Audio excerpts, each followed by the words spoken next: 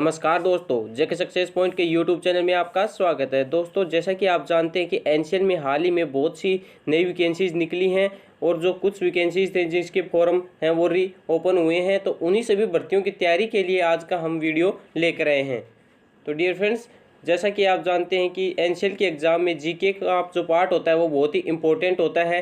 तो आज के इस वीडियो में हम जीके के कुछ मोस्ट इंपॉर्टेंट क्वेश्चंस को लेकर आए हैं। ये जीके क्वेश्चंस जो एचएमएम ऑपरेटर के एग्ज़ाम है उसके लिए तो बहुत ही महत्वपूर्ण है, क्योंकि उसमें तो जीके का बहुत इंपॉर्टेंट रोल होता है।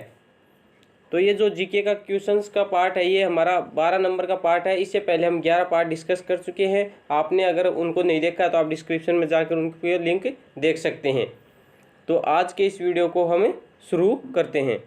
तो आज का हमारा इसमें पहला प्रश्न है, अंडमान और निकोबार द्वीप समूह को किस जल निकाय से अलग किया गया है?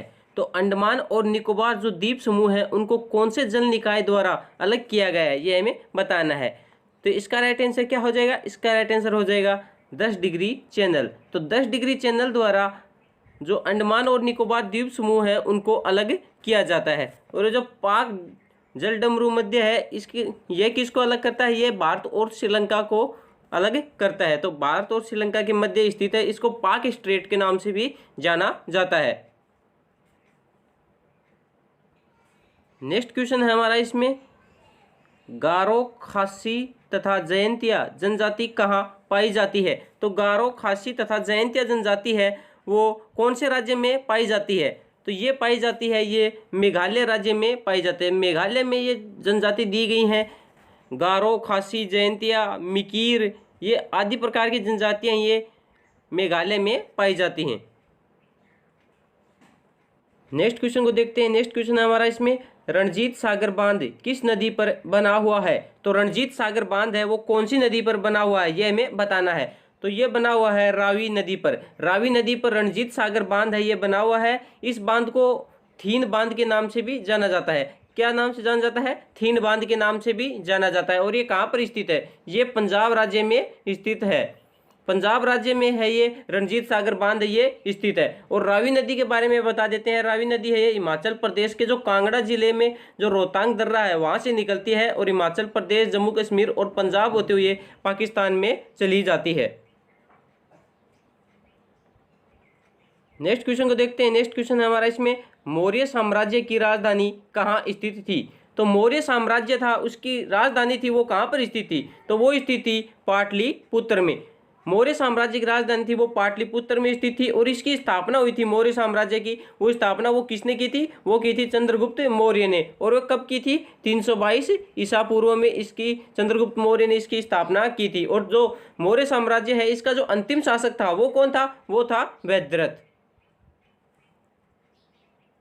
नेक्स्ट क्वेश्चन को देखते हैं। नेक्स्ट क्वेश्चन है इसमें, मृगनयनी का महल का निर्माण राजा मानसिंह तोमर द्वारा कहाँ किया गया था? तो मृगनयनी का महल है उसका निर्माण किसने किया था? वो किया था राजा मानसिंह तोमर ने। और कहाँ पर किया था ये बताना है। तो इसका निर्माण किया था वो था ग्वालियर मध्य प्रदेश में इसका निर्माण किया गया था राजा मानसिंह तोमर द्वारा। और ये जो महल है इसको गुजरी महल के नाम से जाना जाता है। किस महल के नाम से जाना जाता है? तो जाना जाता है गुजरी महल के नाम से इसको जाना जाता है। और ये ग्वालियर मध्य प्रदेश में स्थित है। और इसका निर्माण मानसिंह तोमर ने अपनी जो पत्नी थी, धर्मपत्नी मृगनयनी, उसके लिए करवाया था। और 1922 ईस्वी में भारतीय जो पुरातत्व विभाग है उसने इसको एक संग्रहालय के रूप में बदल दिया था। नेक्स्ट क्वेश्चन को देखते हैं। नेक्स्ट क्वेश्चन है इसमें, राजस्थान में स्थानांतरित कृषि को किस नाम से जाना जाता है? तो राजस्थान में जो स्थानांतरित कृषि है, ट्रांसफर्ड एग्रीकल्चर होते हैं, उसको किस नाम से जाना जाता है? तो वो जानी जाती है वालरा के नाम से। तो राजस्थान में जो स्थानांतरित कृषि है वो वालरा के नाम से जानी जाती है। और जो स्थानांतरित कृषि है उसको झूम कृषि के नाम से भी जाना जाता है। किस नाम से जाना जाता है? वो जाना जाता है झूम कृषि के नाम से भी जाना जाता है। नेक्स्ट क्वेश्चन को देखते हैं। नेक्स्ट क्वेश्चन है इसमें, भारत का वह राज्य है जो बांग्लादेश से तीनों ओर से घिरा हुआ है। तो भारत का वह राज्य कौन सा है जो बांग्लादेश से तीनों ओरों से घिरा हुआ है? तो वो राज्य कौन सा है? तो वो हो जाएगा त्रिपुरा। त्रिपुरा है ये बांग्लादेश से तीनों ओर से घिरा हुआ है। और इसकी जो राजधानी है त्रिपुरा की, वो राजधानी कहाँ पर है? वो है अगरतला। अगरतला है वो त्रिपुरा की राजधानी है और त्रिपुरा के जो राज्यपाल हैं वो कौन है, वो है रमेश बैस। रमेश बैस है वो त्रिपुरा के राज्यपाल हैं और त्रिपुरा के मुख्यमंत्री हैं वो कौन है, वो है विप्लव कुमार देव। ये आप याद रखेंगे। नेक्स्ट क्वेश्चन को देखते हैं। नेक्स्ट क्वेश्चन है हमारे इसमें, निम्नलिखित में से कौन सा विदेशी यात्री सबसे पहले भारत आया था। तो ये 4 ऑप्शन दिए गए, उनमें ये बताना है कि कौन सा जो विदेशी यात्री था वो भारत में सबसे पहले आया था। तो इसका राइट आंसर क्या हो जाएगा, इसका राइट आंसर हो जाएगा मेगास्थनीज। मेगास्थनीज है वो भारत में सबसे पहले आया था। और ये जो कौन था, ये यूनान का एक राजदूत था जो चंद्रगुप्त मौर्य था उसके दरबार में आया था। और जो मेगास्थनीज है इसने किसकी रचना की थी, इसने रचना की थी इंडिका की। इंडिका की एक प्रसिद्ध इसकी पुस्तक है, इसकी इन्होंने रचना की थी। नेक्स्ट क्वेश्चन को देखते हैं। नेक्स्ट क्वेश्चन हमारा इसमें, नीति आयोग का अध्यक्ष कौन होता है। तो नीति आयोग है उसका अध्यक्ष है वो कौन होता है। तो नीति आयोग का अध्यक्ष होता है वो होता है प्रधानमंत्री।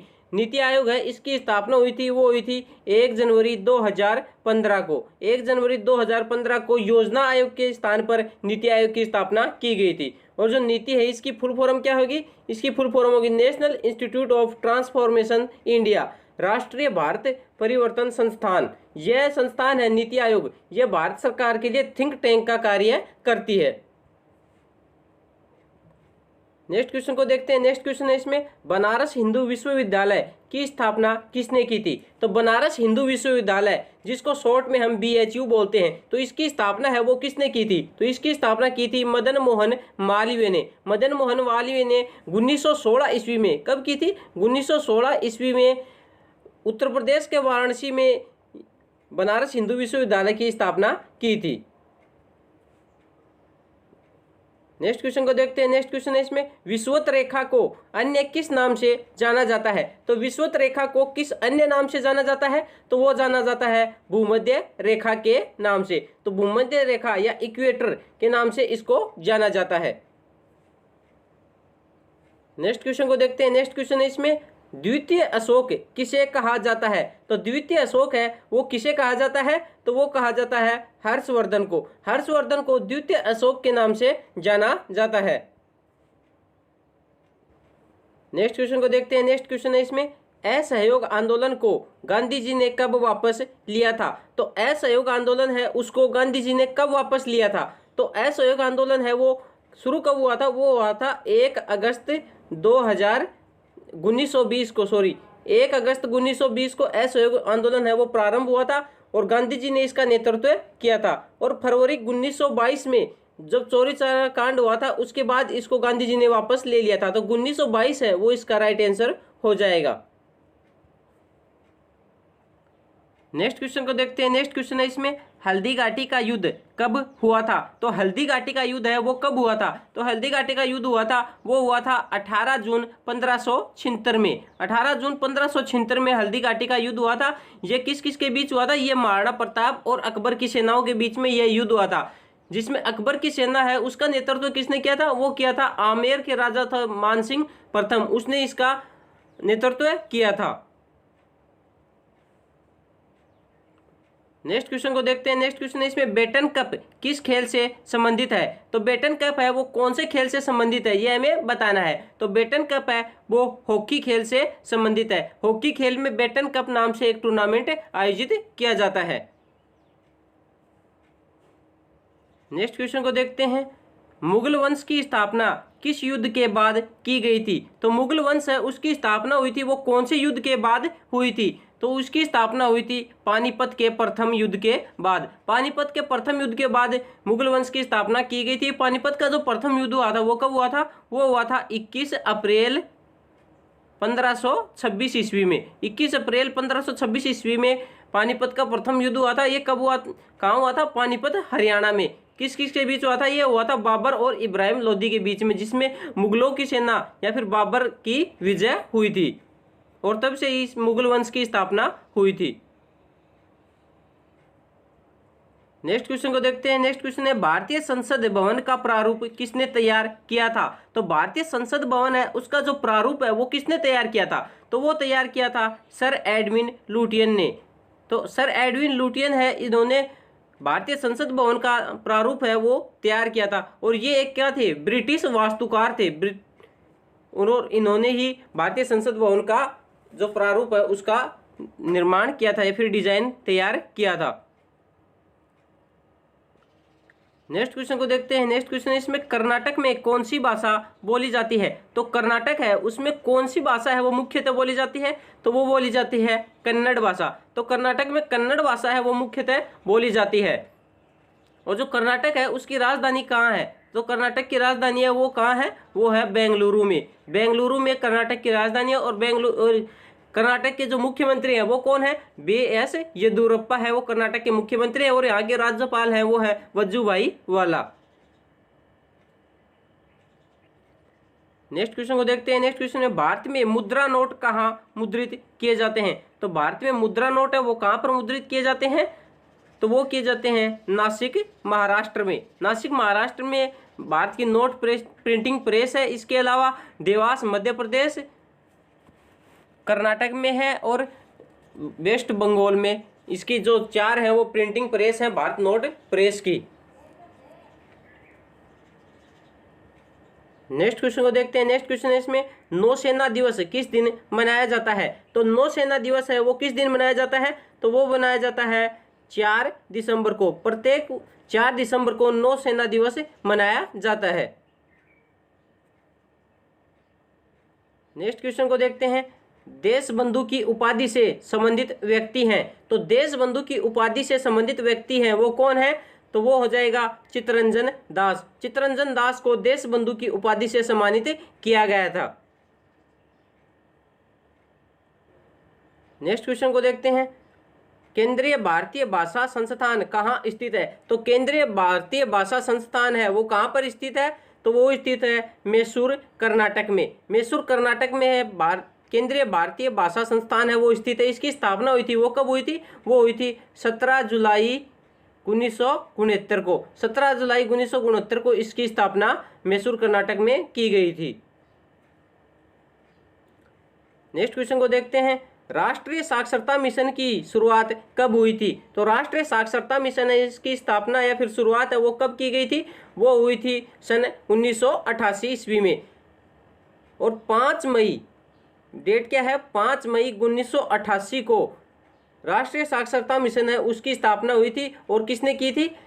तत्कालीन प्रधानमंत्री थे उस समय राजीव गांधी, उनके द्वारा इसकी स्थापना की गई थी। नेक्स्ट क्वेश्चन को देखते हैं। किसको भारत का उद्धारक एवं स्थानीय स्वशासन का जनक कहा जाता है? तो किसको भारत का उद्धारक एवं स्थानीय स्वशासन का जनक कहा जाता है? तो वो कहा जाता है लॉर्ड रिपन को। लॉर्ड रिपन है वो भारत में स्थानीय स्वशासन के जनक के रूप में जाने जाते हैं। और इनका जो कार्यकाल रहा था वो कब रहा था? वो रहे थे 1880 से लेकर 1884 तक। और लॉर्ड रिपन ने सन 1882 में वर्नाक्युलर जो प्रेस एक्ट था उसको समाप्त किया था। और जो सिविल सेवा में जो प्रवेश की जो आयु होती थी 19 वर्ष, उसे बढ़ाकर 21 वर्ष किया था। और 18 मई 1852 को स्थानीय स्वशासन संबंधी इन्होंने कानून पेश किया था। और सबसे पहले जो 1881 में सर्वप्रथम भारत में नियमित जनगणना हुई थी वो भी इन्हीं के कार्यकाल में हुई थी। और फ्लोरेंस नाइटिंगेल है उन्होंने इनको भारत का उद्धारक एवं जनक कहा था। नेक्स्ट क्वेश्चन है सूरसागर किसकी प्रसिद्ध पुस्तक है? तो सूरसागर है वो किसकी प्रसिद्ध पुस्तक या करती है? तो वो हो जाएगा सूरदास। सूरदास की एक प्रमुख करती है सूरसागर। तो डियर फ्रेंड्स ये थे जीके के कुछ मोस्ट इंपॉर्टेंट क्वेश्चंस। अगर आपको हमारा वीडियो अच्छा लगे तो प्लीज़ वीडियो को लाइक करें और फ्रेंड्स में शेयर करें। और कोई भी आप हमें सुझाव देना चाहें तो हमें कमेंट करके ज़रूर बताएं। अगर आप चैनल पर पहली बार आए हैं तो प्लीज़ चैनल को सब्सक्राइब जरूर करें। धन्यवाद।